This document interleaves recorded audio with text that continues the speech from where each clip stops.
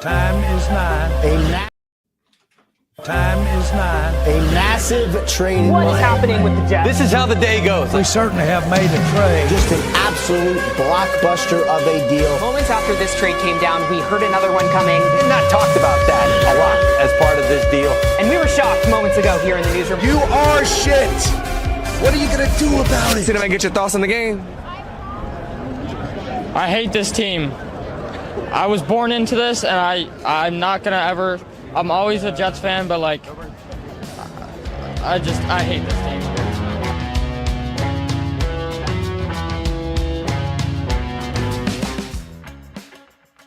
To the trade deadline, live, spectacular.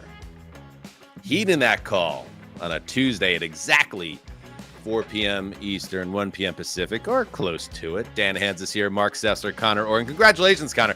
Right off the top, the Grinch who stole Jetsmas, that poor boy that struggled so much with his fandom in life, that Quinnen Williams jersey, which might be the jersey he also uses as a blanket at night. It's the only thing he can afford. Now that's not even something he could wear with pride, because Quinnen Williams is one of the superstars the Jets traded away today. Quinnen Williams and Sauce Gardner's dealt away. They are the centerpiece moves in a massive trade deadline in the NFL. Congratulations, buddy. I'm sure he's really upset, which is right up your alley. Yeah, no, I don't think there could be a better capper to what has been an awesome day. I mean, let's fucking go, baby.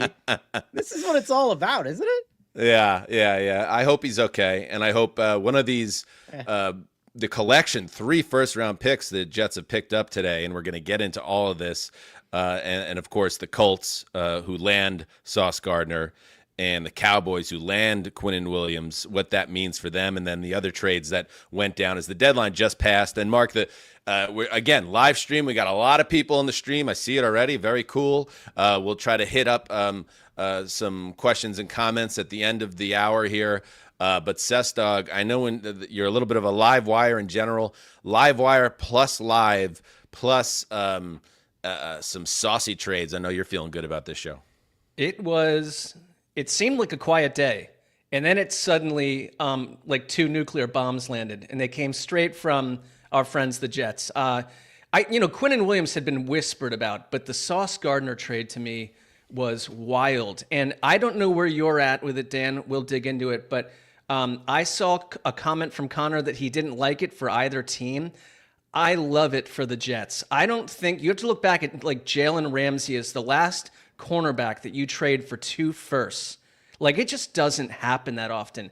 And I get that you're giving up a little bit on this current version of the Jets, but I'm willing to take this current version of the Jets and float it down a dead river. Like, it's tricky and it's complicated to start over and hope that the draft assets work out, but they've got great value for a player that I kind of question from a cultural standpoint. Were they on board with Sauce Gardner and in reverse, like, despite the extension? Let me now throw it to Conor, because, Conor, I saw you tweet it out. I know you made a bunch of phone calls, talked to people close to the Jets around this deal, and wrote about it on SA.com. Please check it out.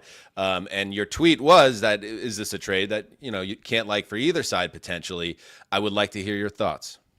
Okay, so they're multi-layered, so stop me from rambling when it gets too mundane. But the first thing is that this all centers around the 2027 NFL draft, not the 2026, because the Jets now have 3 first-round picks in the 2027 NFL draft.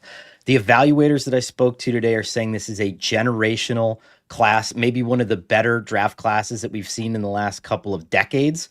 And the Jets are probably not going to get their quarterback next year. They're going to wait for this class that's going to have Dylan Raiola from Nebraska, probably CJ Carr from Notre Dame, and yes, maybe Arch Manning. And so in that way, I think that showed a shrewd bit of business. But the flip side of it is, if you're Moogie and if you're the Jets, you have to do better than Quinnen Williams and Sauce Gardner. And I texted an executive who interviewed for a few jobs during this last GM cycle, and I said, okay, you're giving a first-time kid all these draft picks, 5 first-round draft picks in the next 2 years, and then the 2 second-round picks.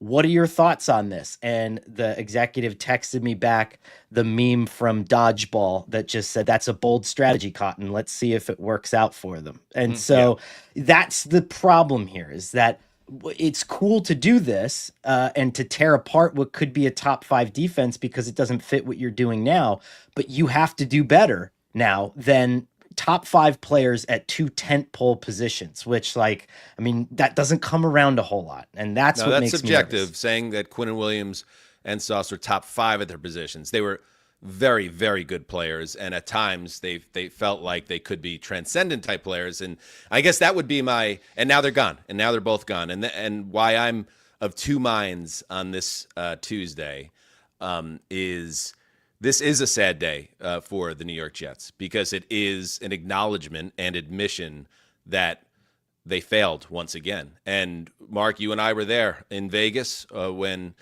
Sauce Gardner was drafted. He came onto the set when we were doing an ATN, and the first question I asked him was like, it's been pretty bad here. It's been pretty bleak. Are you aware of that? And how do you feel about it? They said, I don't care about that. I don't care about any of that. This is a new era for the Jets. And like all other Jets fans, we were so hopeful. He goes on to become Defensive Rookie of the Year. Garrett Wilson, taken in the same draft, becomes Offensive Rookie of the Year. He is not traded, as far as we know right now. Quinnen Williams had been around longer and had been a great Jet and played at a high level for many years. And when Sauce came into the league with Garrett Wilson, with Quinnen Williams there, with the other pieces around the team, eventually Aaron Rodgers, and everything that happened there, it felt like the next era of Jets contention was coming, and it never happened. So when you make these moves, it is an admission. You just punted on another half decade or so, and you're going to restart. And do I trust Darren Mugi? Is it Mugi or Muji? Muji. And do I trust Aaron Glenn? Because I think this has Aaron Glenn's fingerprints all over it. I thought it was very interesting when you go back to this summer. Even they gave Sauce Gardner a big extension. They gave Garrett Wilson a big extension in the same week, and it was a statement of intent. It's like, under this new leadership, you guys remain the building blocks. And Aaron Glenn, a former first-round pick cornerback himself, I don't think there was something with Sauce Gardner and Aaron Glenn. That would be my guess here, because you may remember, or you may not remember, that when the Jets named team captains, Sauce Gardner, coming off a mega extension, former top 3 pick, wasn't even a team captain. And I thought Sauce played well this year, better than last year. But let me just tell you something. Sauce, who gets sent to the Colts for 2 first-round picks, and A.D. Mitchell, the former second-round pick wide receiver that had fallen out of favor there, that the 2 first-round picks is more than career interceptions he had, okay? And he wasn't – I talked about this a couple of weeks ago. The problem I had with this Jets defense, and Sauce and Quinnen were both part of the problem, is like, where are the playmakers on this defense? And that could be scheme also, and I understand that. But there weren't enough splash plays, and for what you were paying Sauce and what you were paying Quinnen, this wasn't working. And so while I'm sad to see that they get blown up, because it is an admission of failure, I also look at it from a positive standpoint. And this is the spin that I have in my head. Like, from the day that those players were drafted, Sauce and Garrett, to today, when they traded Sauce and they traded Quinnen Williams, it's a book. And that is a book that closes with Aaron Rodgers, many of the chapters in the between, right? And it didn't work out. You close that book. It's another testament and a tomb to failure for the Jets. But it's over. And I think that if you want to spin this in a positive way, Marc, and I'll get out of the way now, but yeah, if you want to spin this in a positive way, it is a fresh start that this team badly needed. And I know Justin, for instance, as he wants his team to kind of go all in on a full-on rebuild. I know the Browns and the Myles Garrett decision they made this summer, like, part of you likes this excitement and this idea of, okay, this is not working, let's blow it up. And it's exciting. It's going to be a very exciting draft come this spring for the Jets, and the one after it as well.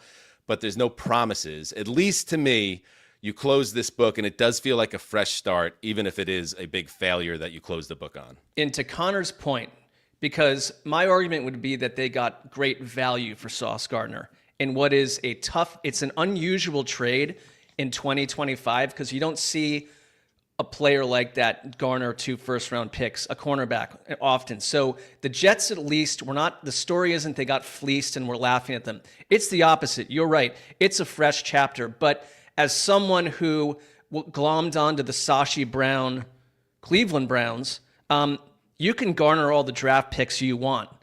It comes down to the front office, the coaching staff nailing those picks. Because to your point, they had 2 awesome players that they drafted well. And so you've got to now hope that you go do it again. And nothing is, for bad teams, nothing feels more of a variable dice roll than trying to build through the draft when you aren't functionally sound from an organization. It was an organizational message. But what is their message? I don't feel any closer to knowing what the Jets are. You just have to hope that over the next 2 years, they absolutely hit A+ in these drafts, or this looks like a comprehensive meltdown on some level. It's just going to take time to see.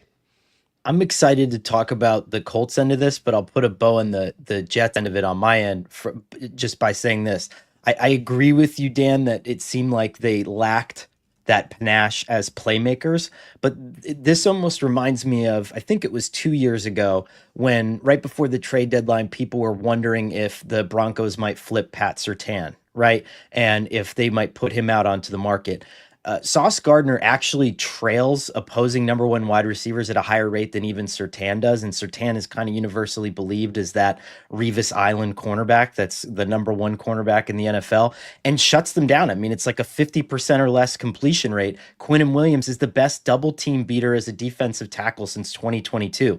And while those things don't often maybe generate hype or headlines, to me, if you're Aaron Glenn, those are things that you would want moving forward. And that's what scares me is if you can't make that work, because the Lions rebuild was not necessarily one where it was okay, we're going to trade a bunch of stuff and get picks. It's just we're going to coach up the guys that we had. And Glenn got that job on the strength of hey, at the end of the season, I can take a couple guys off the scrap heap and I can beat the crap out of the Vikings or whatever it is. And the fact that he couldn't make that work with those guys kind of worries me because they have had elite years and they have had elite performances over that time. So I don't know. I'm kind of at a loss for that personally. But let's get another a viewpoint on this. And this is one of my number 1 guys. Everybody that when you have a favorite team, who are the guys whose voices you trust that know the team inside and out. Joe Caporoso, he is the founder of Badlands, which is if you're not following Badlands, if you're a Jets fan, what are you doing? On Patreon, check it out. He's already got 1 episode up today, an emergency podcast. I'll be joining the show. Another episode he's doing a little bit later today, and now Joe hops on. The call. Joe, how you doing, buddy? As the number 1 Jets fan, how you doing? It's a triple emergency podcast day. Also, ignore this Sauce Gardner picture here. We don't need to look at that right now. That's got to go. That's got to go. Can let me show you something, Joe, because for my son's birthday. Oh, no. Not the my son's birthday, it's hard to see, but this is a Sauce Gardner T-shirt. Oh, you got to know better. You got to play it safe. His birthday was in August, and then the Jets lost relentlessly, so he was too embarrassed here in L.A. to wear a Jet shirt. Stayed in the packaging. Daddy gets to send this back to NFL Shop. Excellent. So not everything is lost in Jetsland.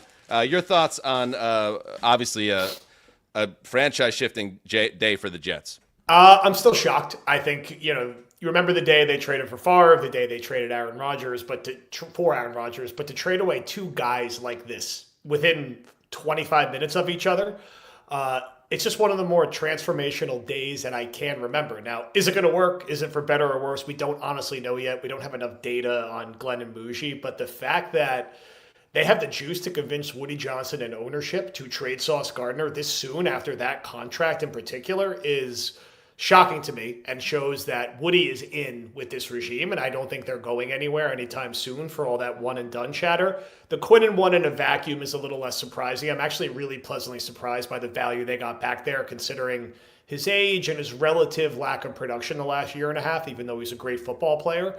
I think this regime wants a quarterback come hell or high water. They knew they didn't have the resources or assets to do it. They know they're headed to 3-14 this year with or without Sauce and Quinnen, and I'll tell you, the next two drafts are going to be pretty damn interesting. Could this be 2000 all over again when they had the 4 first-round picks and they set the table to be good for a decade? Or is it going to be a few years ago where they effectively had 4 first-round picks with how high Brees was taken in the second? And there were a couple nice moments, but ultimately they've just been bad. So I'm still a bit shocked. I do think they got fair value back, if not slightly more than I expected for Quinnen. It's just, what do you do with the assets now? And I think to what you were saying before, why didn't a guy like Jermaine Johnson get traded? I think Aaron Glenn has a type of guy and type of player, right or wrong. Yep. And I don't think Sauce Gardner is that type of guy or player, or he found that out over the last 2 months. And I think Jermaine Johnson is, especially if he can stay healthy. I also think they really like Azareye'h Thomas, and it's a very small data size, but they think they could win with the corners as currently constructed without Sauce. And they did win their only game this year without Sauce. But man, I got to tell you, I'm absolutely stunned, still stunned. You mentioned the 2000 draft. I'm thinking back to the last Jets draft that I covered when I was a beat writer for the team, and that was after the new GM John Idzik came in, and the prerequisite for that job was to trade Darrelle Revis. You had the D. Milner, Sheldon Richardson draft, which then spun to that massive 13-player draft the next year with, it was like Jason Morrow and Calvin Pryor and like that just dead man walk of guys, and that is kind of, that's what was brought up to me. When I'm calling around today, it's like, okay, yeah, it could be cool. It could be transformational, but also like, remember those 2 years? And it does feel like kind of a similar transfer of power from Tannenbaum into this regime as it does into the Idzik regime, or it's just, into the Muji regime, where it's like, hey, we're asking you to do some different things. We're asking you to generate some draft capital. We'll get young and fast and cheap again. But like, it could go wrong. Like it doesn't necessarily mean it's going to be great. Yeah, look, you got to draft the right guys, and the Idzik 13 or the Idzik 12. I try to erase it from my brain at this point because it's so traumatic. Remember when Manish Mehta said I was going to walk like Manhattan if they made everything? And he hailed the sign up like hike home, basically. The good old days. I'll to try to be optimistic and positive on a day where my brain is truly swimming, because I'm actually surprised post Quinnen they didn't make another deal and they did hold on to Brees and Quincy Williams and some of the other guys being rumored. The early returns on the first and second round pick this year look very good for M'Boue and Mason Taylor. Now, regardless of what happens with the rest of the draft, if they do well with their first and second round picks, since they have a combined 9 now over the next 2 years, that should be enough to build something to go with M'Boue, Mason Taylor, and hopefully Thomas as the third round pick. But you got to do it, right? And how many of those assets are they going to have to use to potentially trade up if they're not picking first, because they do what the Jets do and win a few games in December and drop from 2 to 7 in the draft order? That remains to be seen, but they certainly have enough assets and flexibility. And if they could do what they did this year, which is, I don't know if it was a slam dunk pick to take M'Boue when they did, but they did, and it looks like it was the right decision. Same with Mason Taylor. So far, it looks like the right decision. Can you do that again? And as always, it will always come back to who's the quarterback, and can they pick the right quarterback, and can they set the quarterback up for success? Because it's not an easy year to pick a quarterback. I think there's plenty of interesting options, but there's no Andrew Luck in this class, right? You're going to have to make a discerning decision among 3 to 4 different guys, and that will sink or swim ultimately what these transactions resulted in.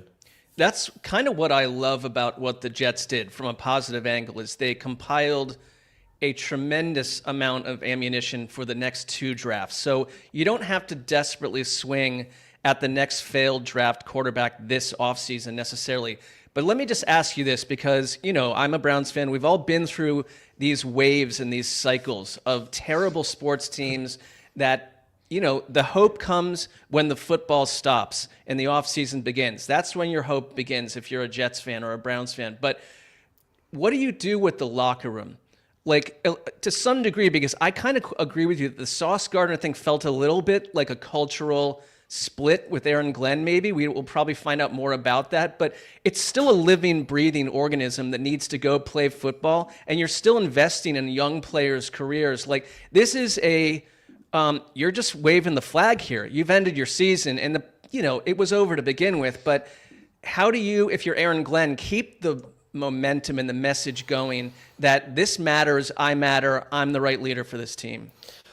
Look, it looked like coming out of that win against the Bengals that he sounds like he still has the locker room. It feels like he still has the locker room with how that day played out and how you hear certain players who were recently brought here talk to the press about him.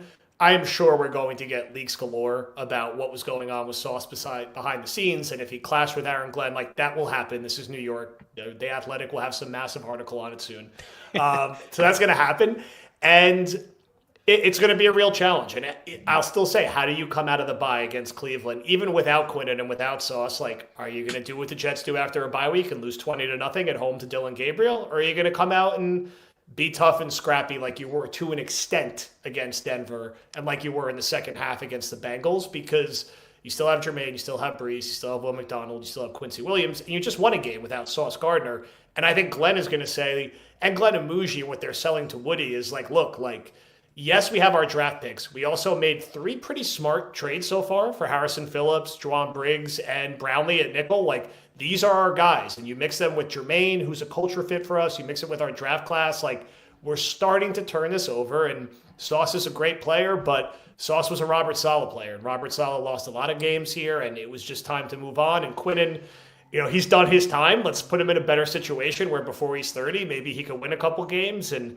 I think that's how they'll try to frame it, and I'm curious to hear what they have to say to the press. But I think they're going to say, look, we just won without Sauce. We can find a way to win a few more games with or without him. And now next year, man, could we go get a quarterback and a receiver? And with this extra draft capital, we could draft another defensive tackle. Yeah, Badlands podcast. Badlands, one of Bruce's great songs. That new movie, I saw the movie. Didn't work for you. But Bruce had a great line in the Live from 75 to 85 triple record from the 80s. He's talking about blind faith in your leaders or anything will get you killed. But that's all we have. Like, the only thing we can hope now is that this leadership will make the right moves. And yes, I like some of these little accent moves they've made this season. I do worry about the Glenn side of it. Because I think if Sauce and Glenn butted heads, some of the Aaron Glenn stuff has been on my radar this year about kind of how he's kind of been a little, some of his media dealings have seemed a little rough. Like, he's taken some of the wrong lessons from a Bill Parcells type upbringing. And if he's like playing the tough guy card and deciding Sauce Gardner is not one of my guys, like, can I trust Aaron Glenn to be part of this architecture? Like, that's what I worry about the most, Conor. Like, I love the excitement around the team again, even though it's the wrong time of year for excitement in the spring. But can I trust this regime to get this right when they never do? They never do. Okay, so I respond to that with a statement and a question. The first is, I reached out to some people who were there with the regime that drafted Sauce Gardner, and I said, would you have done this trade? Would you have sent him there knowing everything that you know about him? And the response was unilaterally, fuck yeah. Like, I mean, you're going to get 2 number 1 picks. And that's not a reflection of the player. It's just the fact that that's 2 first-round picks. And you don't know what's going to happen with Daniel Jones next year. You don't know what that 2027 pick is going to look like. And as we talked about before, the 2027 class is going to be a monster. But the follow-up to that is, and you kind of alluded to it now, I mean, Marc, I remember you and I being so enraptured back when I was a Browns fan with the Sashi Brown thing, with the tenets of this, like, oh, we're going to do this NBA style and we're going to get all this draft equity and it's going to look like this. And my question is, it got popular for a little while in the NFL and it went through cyclically. When has this worked?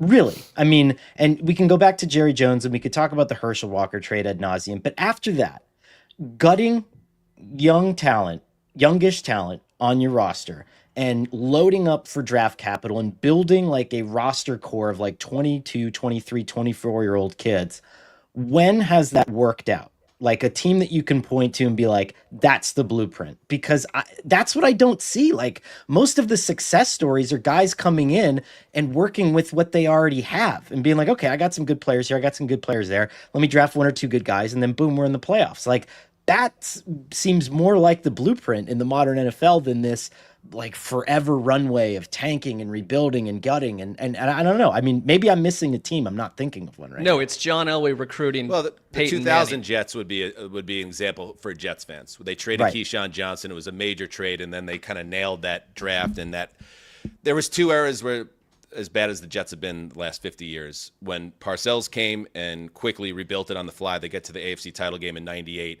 He steps down. You have the transition Al Groh year, and then they trade Keyshawn, who's unhappy, and then they draft. They have a big draft where that sets them up for the next 7 or 8 years, 9 years, where they became contenders again. But we don't know. We don't know if that will work. Joe, you said it all. We're going to say it more together. We got more venting to do tonight. So yeah, we'll on the say Badlands that. podcast. So Good make luck, sure head over to Patreon. You're already on Patreon for Heed the Call. Sign up for Badlands.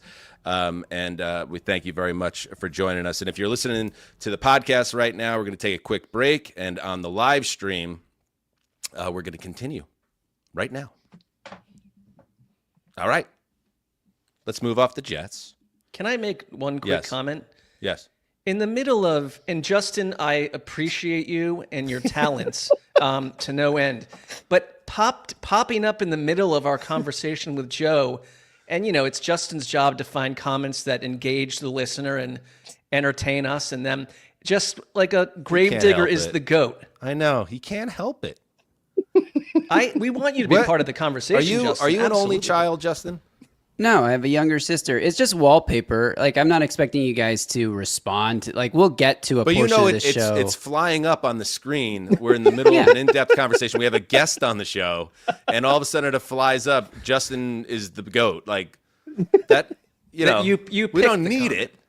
I mean, that was one of like 55 comments that I flew up that are all just like, live reactions for the people who are watching this back after the stream ends. They can get a little taste of what the Connor. chat Here's was the thing like. about gravy, and I love Justin, but we do. We know Justin. We know by flying up that comment, he's thinking more comments are going to come. And guess what? He's a mad genius because now that we brought it up, I've there's going to fallen be into the more trap, too. Justin comments Absolutely. coming in, and now, and this part I don't mind as much. He's going to fly up some more, and then you're going to see smoke coming out of Sessler's ears, and that's that's not bad. But like, it's all a cycle, just like the Jets, a perpetual cycle. It's a cycle. It's the gravy cycle of gravy content. Self-admiration. I will say one other quick thing. Conor, your hat is getting a lot of positive heat in the comments section. I noticed that too. The people are loving your old school look there. Well, we don't see any Mike of those just comments because they're all Justin related. But not to tattle on him, but it wasn't just that one. There was like 9 in a row Justin. at one point, and I looked over, and we got a very handsome guest on. I love that he's got the real feel accent for where I live. He's and got the real Jersey. It's hypnotizing and it's Yeah. beautiful. Joe's the And best. I will say I was taken slightly out of my zone. There was one that was like, Justin saved my son from a burning fire, Justin. and it's just We're like trying to do a literally- professional show. Yeah, here. this is a fucking live stream, Justin this is is just attempting to keep other men off his lawn from mowing his lawn. Like, let's start with the basics. and speaking of the Patreon, we let him do 2 rap verses, and now you see where the ego, he's just floating into the stratosphere. All right, let's get back on track here on the live stream. And again, thank you to everybody on there. We know you're not only talking about Justin, even if it seems that way. If you have anything to add to the discourse, we'll hit some questions. We should move and talk about what these trades mean in general. Let's start with the Colts side of things. Yes. Because the Colts obviously are a team, they're the opposite of the Jets in so many ways. I mean, they are a team that very low expectations when the season started, immediately came out of the gates fast. Daniel Jones found a home here with Shane Steichen. Obviously a setback this past weekend against the Steelers, but overall, vibes are great. They internally identified that they were a player short in their defense and in the back end of their defense. So they go and they get, whether or not you think Sauce Gardner was, as a rookie, it seemed like he was a generational talent. And I think he hasn't gotten better since then, but he's still a very high-level cornerback. Conor, what does this trade do for the Colts back end of their defense? So I think that it it prevents them from, I think, the one thing that they're worried about. And we mentioned before that Sauce is one of the few players that will trail and shut down elite number one wide receivers. And I went back and I charted all the number one wide receivers that the Colts have faced this year. And it's not necessarily a murderer's row, right? You had Tyreek Hill, who played in a bad offense, Cortland Sutton, Calvin Ridley, Jakobi Meyers, Marvin Harrison, Ladd McConkey. I mean, whoever Justin considers the Titans' number one wide receiver, and DK Metcalf. The one game where they had an unquestioned top 5 wide receiver that they faced was Puka Nacua, and he had 13 catches for 170 yards on this defense. Okay. And then on the back end of your schedule, you still have Rashee Rice to come. You still have Jackson Smith and Jigba to come, and you still have Drake London to come. You want to hold on to that number 1 seed. And I think that this is a move to basically solidify that and to not worry about what a number 1 wide receiver is going to do to you. And Sauce, you don't need to know about the scheme. You can plug and play him and just say, hey, follow that guy, and I'm not worried about him anymore. And here's the other part of it, Mark, that if there is a part of you, and this is a little bit of part of me, I have to say, that has been wondering, are the Colts really, really for real? Perfect timing for this deal, because you're coming off that Steelers loss where Daniel Jones has 5 turnovers, and you know that they had the top 5 easiest schedule in football in the first half, and now it's the top 5 hardest schedule in the second half. So I think it's not an admission. It's just smart understanding your roster. I think Ballard said, maybe we're a player or two short here, and they go and get an elite young talent in Gardner. And now I think they're way better equipped to handle this back half of the schedule and see what happens in January. Yeah, because they put money into Charvarius Ward, banged up, Cam Bynum as well in the offseason. They're a very complete team. It sort of snuck up on all of us to some degree, and part of it is the success of Daniel Jones, that's worked out. But the secondary, to Conor's point, was one area where, like, this is where you'll be challenged, and it's a completely different looking situation now. I give, honestly, Carly Ursay-Gordon, the whole ownership group, this is a different franchise than it was a couple years ago when you're pulling Jeff Saturday off of ESPN to be your head coach, and one of the craziest things we've ever seen. They're a very complete roster, and I think part of the message here is, whether you do, viewer, or not, we believe in Daniel Jones, because this takes away your power to go draft one of those quarterbacks to some degree. You're putting everything onto the plate for this season and next season. It's not just this season, but you believe in Daniel Jones as your quarterback too, because he's kind of in a good place for them too. He's not going to require insane cash to re-sign him, I would tend to think. But you're basically saying we're good where we're at, and we're just going to add and fortify. And from a Colts angle, this is a completely different team than I thought they were in July or August. You made a perfect point. This, to me, is the underline, bold, italics, strike through, whatever your Microsoft Word font stylization of choice thing is about this trade. The Colts are now locked into Daniel Jones next year, because you've given up your 2026 first round pick. You've probably given up the ability to move up or down the board for a quarterback.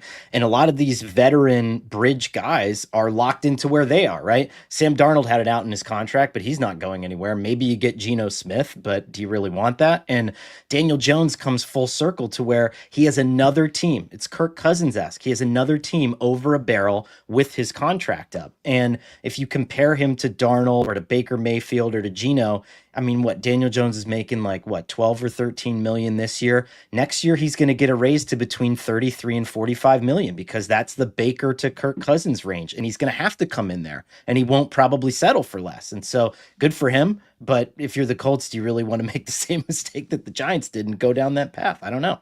That is the fascinating storyline, right? Because this isn't the first time that Daniel Jones did have a hot streak that lasted. It was even shorter. The one that got Daniel Jones paid was even a shorter hot streak than he just, thrived in September and October. I don't know. I feel like that was, and on this show, we talked about not overreacting to one bad game in Pittsburgh, but that there's teams study tape. They study ways to get after a quarterback, to scramble them. Did Pittsburgh just give something of a roadmap to messing with the Colts offense, and specifically the quarterback, who in his past proven not over just a year or seasons, but half a decade almost in New York, that he can really get into these places where he's just throwing the ball for grabs and not feeling pressure and fumbling the ball like crazy. Like, it's absolutely fair to wonder that. And now, honestly, like, I think about that, going back to the trade and, the picks for over the next 2 years, it's very possible that Colts pick that goes back to the Jets is 27 to 31 or whatever.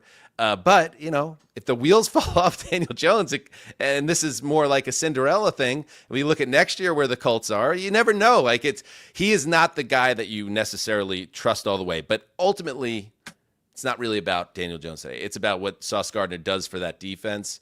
And you got to love it. Chris Ballard, who we all thought, we did a Flashpoint focus on the Colts. Like, Chris Ballard, like, what does this guy have to do to get fired? Like, I mean, you must have most the keys of what to the he kingdom. was doing, but yeah.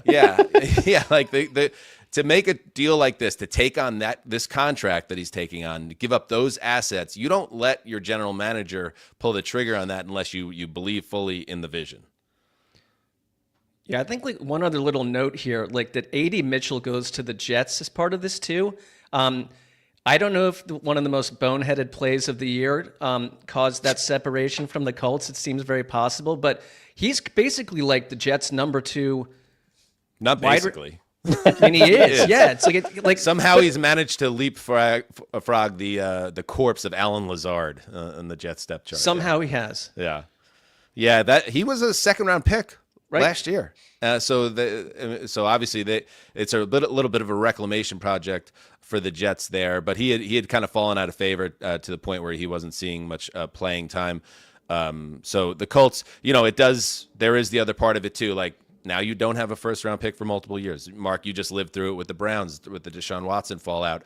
It makes it a little bit harder to build on this roster, but they're happy with it. And if I'm a Colts fan, I love the trade. I love it. It's my team off a really great start in a wide open AFC this season, going and getting one of the best defensive players in the league. Let's go. Let's ride. And after next year, I think, or the year after that, you can cut him. I mean, if it doesn't work out, the dead money is not prohibitive after a year or two. And so it really is a nice. That would be a disaster if that's how it plays out, just because you gave up 2 firsts to get a guy that you would cut. But unlikely that will happen, barring something unforeseen. All right. Do we want to move to the Cowboys side of it? Sure. So the Cowboys, and Marc, you and I. We certainly have made a trade. We look a little, I think we look a little, we're not bullies, but we were a little bit rough on Jerry Jones roughly 14 hours ago. Jerry Jones has been bullying people since like 1961. Like, the world needs people like us, Marc, that can stand.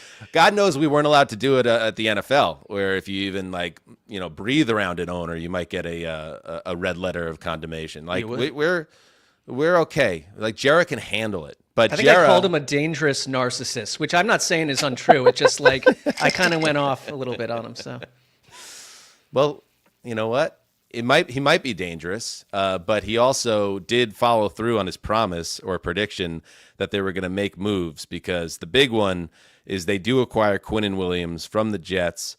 To get him, they give up a 2026 2nd-round pick, a 2027 1st-round pick, and defensive tackle Mazi Smith. To complete the trade. The 2027 pick going to the Jets will be the better of the Cowboys' 2 1st-round picks that year, which is an interesting note. So does that mean that the pick is not the Micah Parsons pick? It's not. It's the Cowboys pick, right, which I like, obviously, for those reasons. So it's going to be the earlier of their 2 1st-round picks in 2027 is what the report was. But it's so it could be the Micah pick. It depends. Yeah, it depends Dallas who picks. Pick. Yeah. Okay. Sure. Got it. All right, but that still makes sense. It's whatever. Yeah, the better pick of those 2. Thoughts on this trade, Conor? Like, this is a Cowboys team that Troy Aikman said it himself, and it's Troy Aikman, so it comes with a little bit more cachet. He said it during Monday Night Football. He doesn't think that Cowboys should do any trades because they're not one player away. But Quinnen Williams is a really, really, really good player and a good locker room guy. I'm happy for him because he gets, at this point in his career, a chance to get a fresh start. But he's going to another team that has a lot of problems and not a lot of winning in recent years. So I think a lot of this was how quickly guys like Donovan Ezeraku came around for the Cowboys, because Jerry Jones is first, he's talking about it like it's a youth rebuild and we're going to use these picks and spin them forward. And then all of a sudden you realize, like, my God, this defense is historically bad and our offense is one of the best, if not the best offense in the NFL. And so his words were kind of getting tied in knots to the point where I think he just had no choice but to start dealing at the deadline and to bring in another veteran to pair with Kenny Clark. It doesn't make a whole lot of sense on its face, right? Because you're trading a 24-year-old former first-round pick in Smith to the Jets, and then a 26-year-old Micah Parsons for a 28-year-old and a 30-year-old Kenny Clark. And that thing, like, Michael okay, I guess Parsons. my rookies like Ezeraku are coming around a little bit quicker than I thought. And Dak's window, and we talked about this a million times on the show, his elite window is right now. So you either have to make a run this year and next year, or you lose Dak and none of these younger guys even come up and help you. So it's a little bit of a whirlwind. And with Jerry, I don't know how much of it was brilliantly thought out and how much of it he just sauntered into the office and kicked in the door and was like, get a couple people on speakerphone and let's see what we can light on fire. But that's what it's all about. He's what a showman, you know? It's you said what I would have said to some degree, because it's like, I don't know what the plan is with this defense or with the Dallas Cowboys. And it's I think with the Cowboys, you have to be okay with the concept that they're a bit of a mythological fantasy. Like, they don't need to have a plan. They're going to go pull the trigger on these things anyways. And I think part of it was like Jerry catching flack in the media and hearing his favorite quarterback of all time saying maybe a trade doesn't even make tangible sense for this team the way that they look right now. And so you go and do the biggest thing you can do all day long. And like, that's the Cowboys brand. I think it's a good player. He's a great run stopper. Like, it does help their defense, but what does it do for them right now this year? I don't think it makes them better. I mean, it does, but the question is, does it, to Troy Aikman's point, like, the Cowboys have so many holes on that defense that leveraging and giving up future draft capital, premium draft capital, is it smart? You could debate that. But does Quinnen Williams address a major issue in the middle of their defense? We saw the way they ran the football against Dallas yesterday. I mean, you know, that wasn't Tony Dorsett running through the Dallas front. Their fourth running back. Yeah, like something had to be done, and either the two options, and we know why they did the option they do, because it's Jerry Jones that's running the team.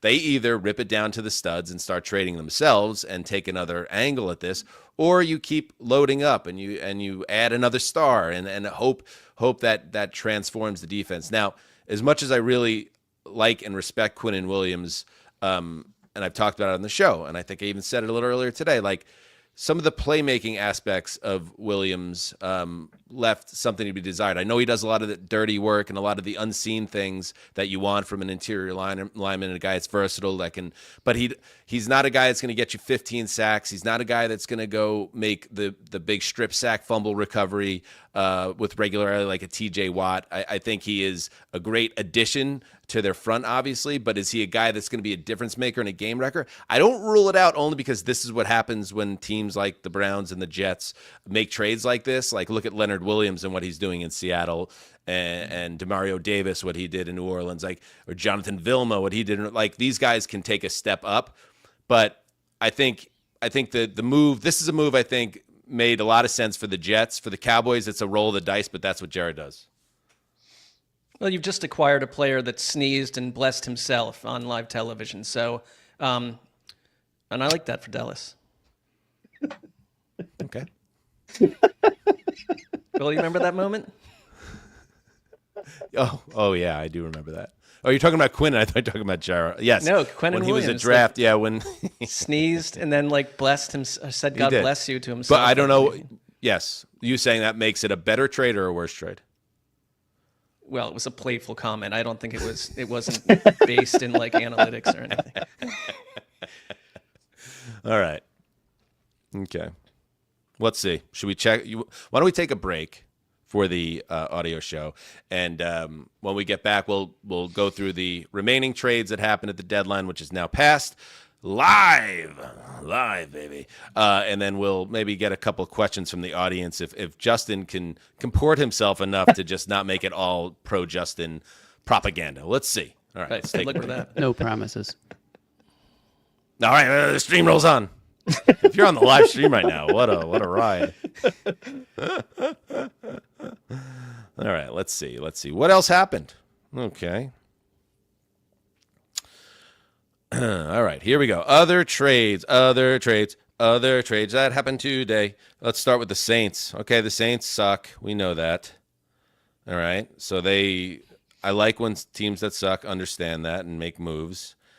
And they make 2 moves today. They trade lineman Trevor Penning to the Chargers for a 6th-rounder in 2027. That's the same Chargers team that just lost Joe Alt for the year, so they get an immediate plug-and-play starting tackle. They also traded wide receiver Rasheed Shahid to the Seahawks. The Seahawks send a 4th and 5th-round pick back. A little bit, I think Shahid is a guy in a fresh start that could thrive in Seattle. I like that one, Conor, for the Seahawks. He could maybe be a little Joker type dude in that offense and cause some havoc. And when he was with Clint Kubiak last year, remember over the first 3 weeks of the season, it was just week after week. It was Derek Carr just bombing it to this guy. I don't know exactly what it says about Cooper Kupp. And whether Kupp, the injury at this point or whether his fit in the offense just doesn't work. But this is, and Kubiak's from the Shanahan tree, and they need either really physical, aggressive Julio Jones type wide receivers who can beat on cornerbacks, or they need guys like Shahid who can get down the field in a hurry and they can streak and they can take a top off of defense. And I think that was kind of a missing ingredient on an offense that oddly, this is just crazy. They're the best 20+ yard explosive passing offense in the NFL already, and they just doubled down on that. And how much better can they be by the end of the season? That's scary.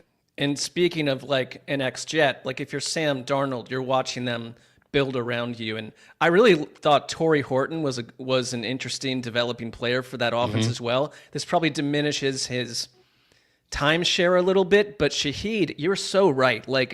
He was a really interesting fit in that Saints offense, and he can burn you deep. That might be the difference in a playoff game for these guys. So it's a nice trade, and Seattle is going for it. And remember, JSN has really blossomed as a downfield threat in this offense with Sam Darnold this year after being more of a slot guy earlier in his career. And so they can attack you from a bunch of angles.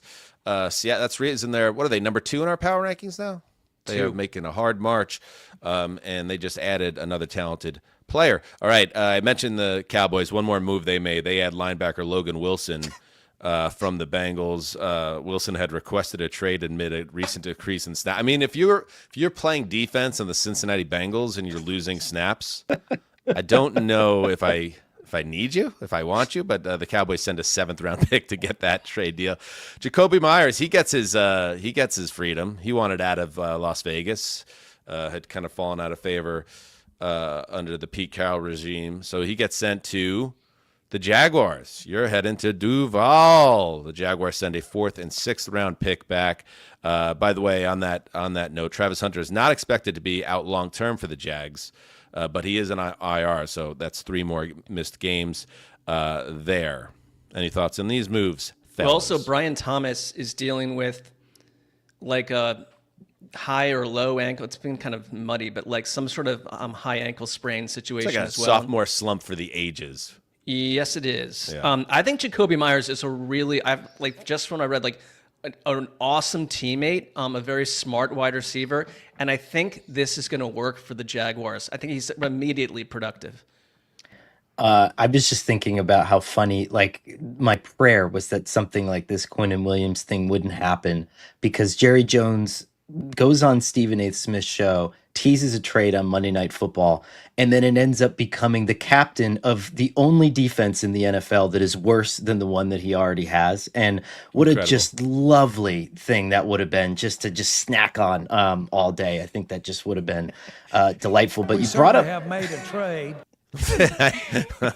Just making a combined defense out of the Cincinnati Bengals and the Dallas Cowboys, just objectively funny. It's just a black funny. hole, basically, to know some other part of the universe. Speaking of black holes, how about the Cleveland Browns, Marc? Defensive end Joe Tryon-Shoyinka. This JTS traded from the Browns to the Bears for Bears send a 6th-round pick in exchange for JTS and a 7th rounder. So you were thinking that maybe the Browns would trade your boy Njoku, who I love. I love that Njoku. You thought they might trade. Who else did you think might get traded? Wyatt Teller, maybe. Wyatt Teller might get moved. Even Joel Bitonio was whispered about. Nothing. They stayed pat. The Browns, for all their faults, don't like to get fleeced in trades, so maybe the asking price was too high. Well, nobody does, for the record. Well, I would say they generally have not, outside of the hideous signing of the quarterback that no longer plays. But I would say that didn't work out. Yeah, I don't think there's a lot of debate around that. JTS, I thought that trade sort of shook the foundation of the league when that was announced. We were going to lead with that. Yeah. He played 31 snaps for the Browns this year. So, who knows? The sky is the limit for Chicago. I like that David Njoku, though. I thought he was going to get moved. Keep that Njoku in the building. You wonder how close some of these deals maybe came to happening, and then they just disappear into the mist. But do you think we could trust Justin to fly up some comments without this turning into I think he can earn our trust fiasco? back. How about that? All right, let's check in with the comment board on this live stream at the trade deadline. The Jets making news and waves. All right, first question from Alex. If you were trapped on a desert island, would you choose to have Justin there with you or freshwater? I'm just kidding, guys. I have real questions. Goodness gracious. Justin or freshwater? Here's He's one. He's got bits. From Engine. Dan, Conor, Graver, all the guys. How do the Packers fill the void? I think that was like the behind first by... time you've ever pronounced engine before. That was great. Well, I wasn't expecting. I was looking for like a name, like a. Go ahead. All right. Eugene. How do the Packers fill the void left behind by Tucker Kraft? I don't know. Did they trade for somebody? No, that's the question. What people expected them to maybe move for a tight end, and they didn't. Njoku. I'll take this one because here's why I think there was like a very under the radar move that was made last week that had major ramifications. In my trade deadline preview, I said that I thought that the Broncos were going to go more 12 personnel. That's why they had them trading for Njoku in my dream trade scenario. But they ended up getting Mercedes Lewis out of retirement, who's like 41 now. Okay. But what Mercedes Lewis was before being a member of the Denver Broncos this year was the quintessential number 2 tight end in a Matt LaFleur offense. He's exactly what LaFleur wants. For years, he was Rodgers' guy as that number 2 tight end role. He's the blocker. He understands everything they want to do there. And I guarantee you, had the Broncos not done that, Green Bay would have called him and dragged him out of retirement and put him right in that role. Now they're a little bit of a loss for that position, and that's a really, really important position for their run game and getting them to go the way that they want it to. Doesn't signing like a 41-year-old Mercedes Lewis out of retirement sound like a Conor Madden move? And base the entire attack around it like that. That just feels. Yeah, the Minot team just getting that leadership in the locker room feels like the right move in a way. All right, what else we got? From Julian Ponce, are we going to revisit your guys' over-unders from preseason, Dan? We talked about doing that today. We were going to do it today, and then things got crazy, obviously. So instead, we're going to do it tomorrow. So you're going to get an extra episode of Heed the Call. Everybody wins. Well, most everybody. Next, Theme Park Giant. Interesting. Is the photo of him on a roller coaster? I think it is. Oh, I got to check out this guy's content. I want to be, if I ever just walked away from the industry, right? Don't yet, but okay. I would do the thing where it's like, I'll start a YouTube page and I'll just start riding coasters, bro. And either I partner with Theme Park Giant or I become his chief competition. But that's my next move. It's a threat. Nice. Yeah. It's a very juicy idea. Theme Park Giant's all pissed off. He's like, shit, why did I comment? Planted the seed of my own demise professionally. Were there any teams HTC was expecting to make a move that didn't? Okay, let's see. Well, we hit one, Cleveland. They did make a move, though. JTS. Well, I stand corrected. That was right. I think the Lions, man. I mean, that to me was the big one. Like, you need help on the offensive line. You need help in the secondary. And I wonder if they knew that Sauce Gardner was going to go. The Eagles got both Jair Alexander and Michael Carter II.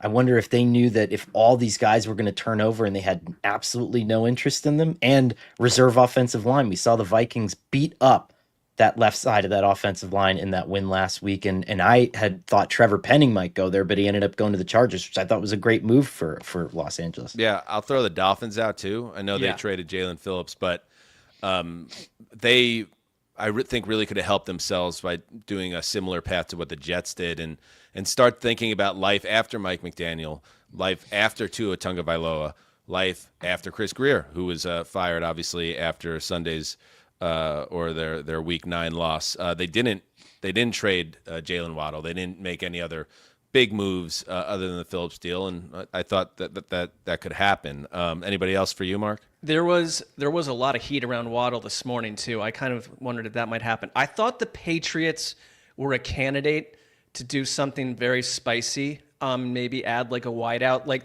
there was a little smoke around AJ Brown, like, not true reporting necessarily, but the fact that a lot of these triggers just weren't pulled. I mean, outside of the Jets thing, it was relatively quiet today compared to some of the whispers out there. The Jets finally did something good this season. They made this episode interesting and worthy. On the Dolphins front, Dan, so Bradley Chubb, the concern, because I checked in on that, was age and contract was making people a little bit worried. But the interesting kind of side note there is a couple people are like, actually really like the bedrock of that roster. And I think that that's something that Stephen Ross is like, okay, I mean, he's already in conversation with GMs now that he's fired his and can openly start at least having those baseline conversations about like, what does my roster look like? Who's on it in the future? And I wonder if some of the feedback he got was like, this might be a quick turnaround candidate. According to some people. I don't know if that's the case, but that's just something to think about on that end too, I know it never happened. Geno remains with the Raiders, but I really thought Minnesota should have added another quarterback to the room. They're not, so it's the kid or bust with Max Brosmer as the backup. We have breaking news here. We do have breaking news. How about that? I'm broken. He's done. I already said that. Cardinals coach Jonathan Gannon announced he's sticking with Jakobi Brissett as the starting quarterback on Sunday at Seattle. Kyler Murray is still getting healthy, Gannon said, but, and this is the important part, I do like how we're operating as an offense, and so he's not waiting to say if Brissett will be the quarterback going forward. Kyler's been benched. That's it. Right. And if Jake craps his pants against a very good Seattle defense, perhaps it opens the door for Murray. But the way Briskett's playing, Conor, it is his job now, and that opens up doors for in the offseason for what happens next with Kyler Murray, because it's possible he's played his last snap with the Cardinals. I'm not saying that this matters, but I mean the story on ESPN.com with Marvin Harrison Sr. was pretty stunning, calling out the efficacy of the Cardinals offense and how bad it was going, and the fact that Harrison pops off. And again, if you're Jonathan Gannon, this is not why you make those decisions in a vacuum, but the fact that everything looks better. You're getting light boxes, you're running the ball better. And yes, Marvin Harrison is getting the ball more often, which is what you want from your number 4 overall pick.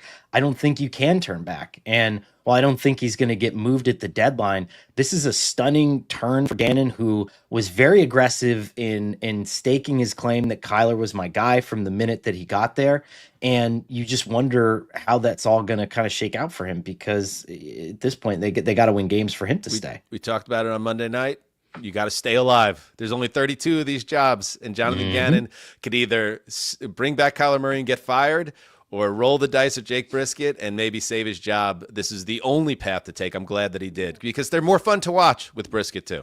And players love Jakobi Brissett everywhere he's been. And I know he moves from team to team, but it's a bit of a mystery what people think about Kyler Murray. I mean, in fact, some of the evidence would suggest that it's not a mystery, but well, what's his trade value? Like, you think you can get a first round pick? No. Or is he now dipped now I don't think into so.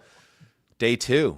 What Compensation. what can the conversation, and Conor, you have some of these, but what can the conversation between team executives be about Kyler Murray, and what do they know that we don't know publicly? That I just think that this is not the dude you hang your star on. Yeah, I mean, I just think if there was an option to move him at this point, I think that they probably would. The dead money isn't really prohibitive, especially after this season. I think it halves, if I'm not mistaken. I haven't looked that up in a while, but I think this following off season's probably the time where you start thinking about moving it. Maybe the Jets are a candidate, because again, I don't think they're getting that quarterback in 2026. I really don't think that they're getting him. And I see you shaking your head. I agree that he would be a horrendous personality fit for that market and for that offensive line and for everything. But I think that there's going to be a decent bridge quarterback market this offseason, and Kyler's certainly going to be up there, you know? I do not want a sub 6 foot quarterback who loves video games, has no track record of success in the league in 6 years, and costs a lot of money, and I have to potentially give up assets to get him. No. Now, and you make a good point. Will the Jets... Would it behoove the Jets to hold off on the quarterback move in 26 in favor of 27? Perhaps, but can they hold off on that? Are they internally able to do that? Will the owner allow that after what this is going to be a very painful rest of the season for the Jets, especially now that you stripped the 2 of their 3 best players off the roster in the middle of the season? Another interesting subplot. A couple more, and then we're going to get out of here. What do you got, Gravy? First, theme park giant. So hard. He's back. He replied to your talking about the theme park. Theme park giant. You know, in Dan, Orlando. next time you're in Makes Orlando, we can ride some coasters. Absolutely. Now I have to wonder, and maybe this is the New York cynical side of me, or I've watched too much true crime. Is this an opportunity for the theme park giant to potentially kill me? It's the first thing that came to mind was that your trip to Orlando would be your last trip. Right. For many people, their a trip to Orlando is the final trip. I was in Orlando this past year. Will I return to ride with Theme Park Giant? I have to vet him fully, and I have some people that will help me with that. So consider it a maybe, a definitely maybe. JP, how do these trades impact the power rankings of records? The Colts are better, for sure. The Cowboys, again, are better right now than they were yesterday, but will it be enough to make them actually a team that could to rise up? No. The Jets can't fall too much further. The Browns lost JSN or JTS, so you got to factor that in. They were gonna plummet after that. Yeah. Hideous move that they made. We'll see. That's the fun part of the power rankings and football in general. JJ asks, question, will Conor dish the dirt on Sean Payton? Yes, there is talk that Sean Payton, I didn't let the cat out of the bag because I don't know the story either, but I did tell the audience yesterday, Conor, that Sean Payton is one more dick move away from Conor announcing his juicy, unless what was the guy's name? Luka? Unless the Luka press conference incident counted as the one last dick bag move, in which case unleash the Sean Payton story now. But let us know. I could tell my Sean Payton story. I think that's fine. Do it. You know what? Hold on it. Sit on it. Okay. Sit on it. Tomorrow. Maybe tomorrow. All right. Like all these people. Hey, if you're in the stream right now and you're not subbed to this show, you know what? Let's set a challenge. You want to hear Conor Orr's Sean Payton story of high-level dickbaggery, you have to bang the subscription number. In fact, we might need to get to 30,000 subs to get that Conor Orr story. So if you want to hear, and Conor, not to build it up a little bit, this is like a story that's been sitting in the chamber for a while that you think the audience would find very interesting. Let's give it like a moderate. Yeah. It's a fun story. I think it does it involve you directly? Oh yeah. Oh, for sure. Yeah. So if you want a Sean Payton, Conor Orr, showdown at the Old West outside the saloon, like 2 guys with their 6-shooters, get us to 30,000 subs. Got to subscribe. Got to. And yes, there's comments coming in like talking about the irony of how, well, most people who are in this stream are already subscribed and we want the story. Yeah, go tell a friend to subscribe. Go push the show on other people. It's on you guys to get the number up, whether you're personally subscribed or not. Right. Yank parental units into it. X's, if you have a really troubled past romantic relationship, have that male or female smash the like button and subscribe. See, I'm getting better at this, Dan. I mean, you are. It goes in directions that no one ever. In this scenario, you would have a bad breakup, and then you duck back into this person's life again. Like, can you smash a subscribe on this football podcast? Yeah, smash the like button and subscribe to this football podcast. That's wild. She's like, I don't want to speak to you again, and there's a reason we hadn't Maybe it'll be like, if you promise me to never call or text me again, I will smash the subscribe on Heed the Call NFL podcast. Whatever it takes. Right. Whatever it takes. Go the distance. All right, last question. One more. That's a lot of pressure. Can we have the Conor witch for? I don't know what that means. No, that was the sandwich. The sandwich. I'm working on it. That's really in the hands of Conor's wife, and it's a touchy situation, as we addressed last week. I'm working on it. Yeah. Yeah, we're not pushing it. We don't want to push too hard because Conor's wife already handled the photo shoot on top of the TNC, so we've kind of pushed her a little too hard there. In fact, I had asked for a second photo shoot, and now that I come to think of it. You did. Which it really had to rub her the wrong way. And we also, I'm sure it's one of the most delightful people around, but we don't really know her that well. So she's just getting these out of thin air requests that are probably tedious when you've just had a baby. But if you could, Conor, when for an unnamed project that's actually coming very soon to the audience, when your wife was nice enough to take time out of her busy day with all those kids and her career and, tending to you as a husband, like when you asked, and the sandwiches, and you asked, hey, can you take photos of me sitting on the 2016 Chrysler Town and Country? And then a day later, you're like, oh, those photos weren't good enough. Can you take more photos of me on top of the Town and Country? Like, what was her reaction? Well, so I think you have to understand that climbing so I was sitting on the hood of a used minivan that's a little over a decade old at this point. Okay. And so right. And has a checkered history. Let's underline that in terms of safety. Yeah. And so I'm about a roughly 175-pound man that's sitting on top of a fiberglass hood, and we barely made it up there in the first place, and it felt like a pretty tightrope walk to get the photo shoot done and to not permanently dent the hood. And then I jumped off, and then I think it was you noted that the sunlight, something wasn't quite right for you and the landscape or whatever. This particular project that we're working on, yeah. Something wasn't quite right for you. So to just be like, hey, by the way, we gotta do a couple more of these, and I gotta do the thing where I'm gonna re-aggravate you by climbing back up onto the hood. I think that's really where it started to fall apart for me. Your ass cheeks are like permanently indented now. All right. There you go. The trade deadline live spectacular is coming to a close. We want to thank everybody who joined us live. I think the numbers were pretty good, Justin, if I'm not mistaken. People jumping on. I know it's the middle of the day here in the States. It's getting later in the UK and surrounding territories. So thank you to everybody that joined us. And we will be back tomorrow, Wednesday, with another episode, a fun one. We're going to check back in with our over-under draft that we did in right before the start of week 1. And maybe Daddy's going to gamify it a little bit. That gets Conor fired up.